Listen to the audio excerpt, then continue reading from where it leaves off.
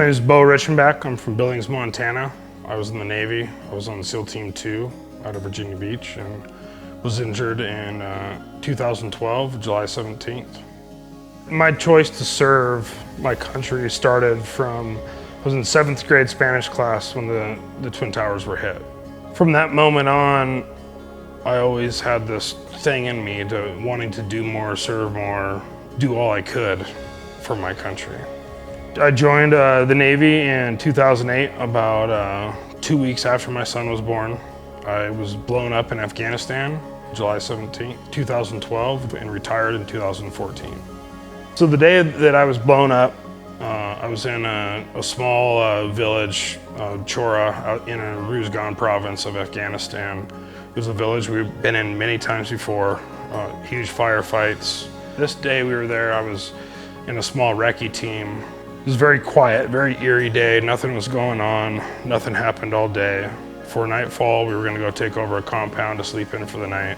I was third guy in patrol, my point man, interpreter, myself, my best friend Chris right behind me, and my other best friend Matt, our medic, in fifth. Walking where everyone walks, nothing out of the ordinary. Vividly remember stepping on it with my left leg. You know, explosion immediately. I'm sitting there trying to gather my thoughts.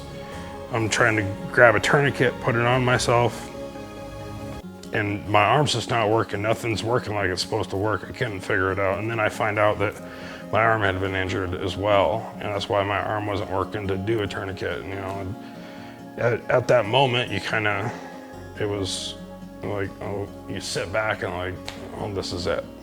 My best friend behind me got hit in the face. Behind them, knocked unconscious, came to, started working on us, was able to get tourniquets on all my limbs and start managing my buddy as well, and able to get us medevac, you know, within 30 minutes was obviously life-saving for all of us.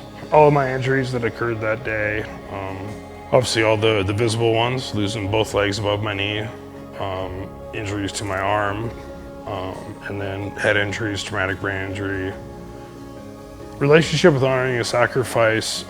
You know, we've always had this kind of friend group and family friend group from everyone at the hospital. All of us always keeping in touch with each other. And have you ever thought about, you know, applying to the grants that they offer? I didn't really know much about it. You know, I keep pretty much to myself. It's always been a need and want of mine to be able to do more with the land I have here in Montana. Where our weather is, everything, it can be difficult. At the winter time, you know, we get snowed in. I have to depend on other people to help plow out. It doesn't allow me to be sufficient on my own, self-sufficient, and that's what I want in everything.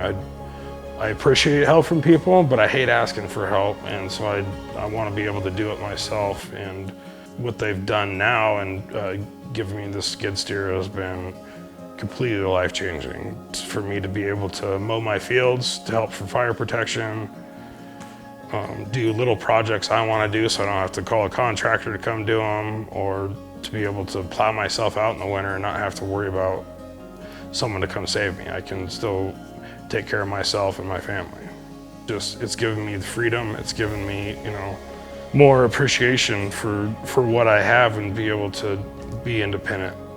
That's what we fought for, was our independence, and it gives me even more of that.